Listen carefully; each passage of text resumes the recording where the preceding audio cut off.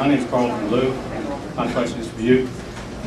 It's my understanding that a few years ago, when Virginia was wrestling with some budget problems of its own, that you broke rank with the conservatives in the Virginia General Assembly and voted for, I believe it was Mr. Payne's $1.4 billion tax increase.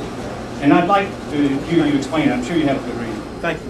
Thank you for the question. Back in 2004, I was in the House of Delegates. I was not in the State Senate.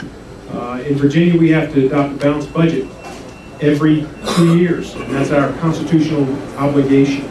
In that year, we came up short, and we came to our 2 months. We're in the legislature for 2 months out of the year. January and February came up. We didn't have a budget. We had to balance it.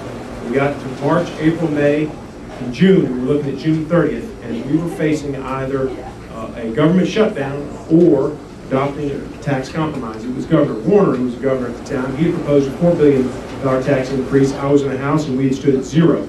I was one of 17, 18 other Republicans who felt like we had to adopt a compromise. Not something that I wanted to do, but we had to adopt a compromise to avoid a government shutdown so that we would retain our AAA bond rating. We wouldn't send troopers home. We wouldn't send teachers home. We can't operate on a continuing resolution like they do in Washington, D.C. So while there are a lot of people, and I respect the opinion that we should let the government shut down, I did not feel that was within my constitutional oath. I will tell you this. Over the course of my 10 years, I've voted time and time and time again against tax increases. I've stood against them. I have voted to repeal tax increases, like the estate tax. And if you look at my record, I've always voted for balanced budgets. And I've voted against budgets when they weren't balanced. And I'm serious about it. I've signed a no tax pledge. Thank you for the very good question.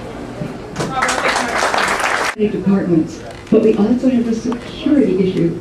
And either or, and it's a tough decision. What is it? We talk about social issues, we talk about security issues, we talk about a lot of issues, but if we do not right the ship of state, those issues all go away because we lose our republic. It's our republic that makes us free.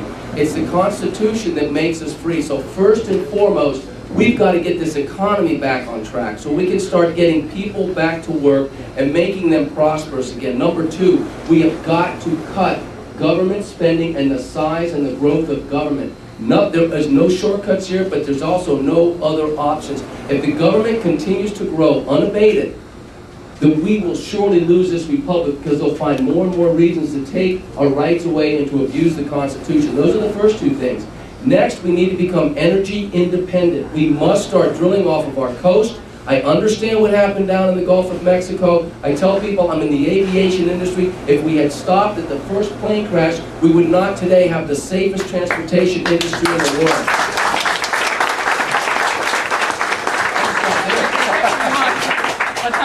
Question, and you've known me for a long time that I've represented, and even when that goes against what the majority of people want to do, a perfect example of that was this year in the school board debate, and I'm very much pro-education, and I was a member of the school board, and I want us to have the finest education we have here. But the numbers just didn't add up. And it was very difficult for us to sit there and face 800 people that were in that budget hearing that night with their hands out saying to raise the taxes and so we can spend more money on education. Now, as it turned out, the state came up with a lot more money than what we thought they were going to. There wasn't an $8 million shortfall. We covered 97.7% and lowered the taxes at the same time. So we can cut taxes as people want us to do. And I've had a history of doing that and a history of representing the people who are here. And I will never go back on my core principles. I've never done that before, and I won't do it when I'm in Congress. I've had a Feda story up on the website since the whole campaign that explained my past, and questions that involve my children, I think, invade the privacy of my children. I have a minor son that's at Fort Union Military Academy, as I mentioned. So my life in 1982, I accepted Jesus as my Lord and Savior, and my life has been under the blood of Christ since that time. And there's things that I've had to deal with in my life that I didn't bring on myself and that I didn't ask for. But God chose to put those burdens on me, and I worked my way through those to the best for my children. I got them on scholarships up at Virginia Tech. My boys are up there serving. You didn't understand my question. My question is about your plagiarism that was written about in the Daily Progress. I don't care about your religion. I want to know why you were plagiarizing. Is that not you? Is that story not about you? Did I misread it? You didn't specify. Yeah. So yours is specifically about the plagiarism. You can have a minute to answer that, Feda. He wasn't specific with his question, so Are you he's asking aware about that there was an that. article in the paper about an article that was written? I wrote an article defending the Constitution back in February, and I was also at the same time studying a constitutional class, and I had a lot of papers out that I was working on because Mark Crockett had attacked our Constitution, had attacked me as an original believer of the original intent. So I had put an article out there defending our Constitution and failed to cite the source. There's a couple of sentences there that I failed to cite specifically, and that would be a correct statement, sir.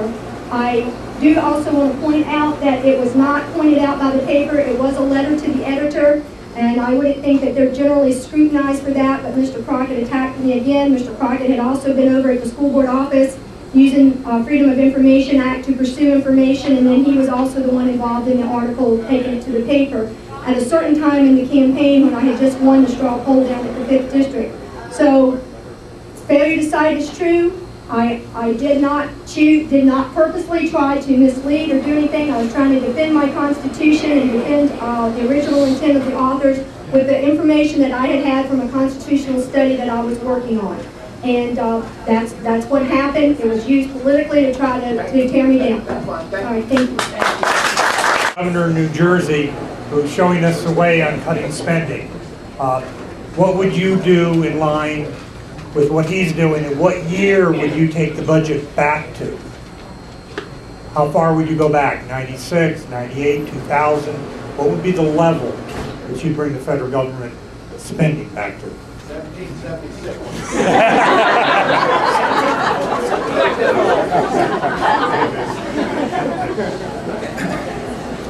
The federal government is so bloated. For instance, on January 22nd, we reached 2,000 non-discretionary subsidy programs, all of which could be cut and our lives wouldn't be affected. In fact, it would be better because we'd have less of a tax bill. We're broke. We are broke, and we are getting deeper into debt. I cannot give you a year I'd specifically like to go back to. The first way I'd like to carve it out is to build tax revenue through cutting tax and start cutting programs and waste and fraud regularly by voting no. How far back we go with the budget in a specific year, I really can't give you one accurately here. But we have a long way to go. But I believe we can also do it in a good half dozen years or so with the right tax cuts and the right spending. Spending cuts, that is.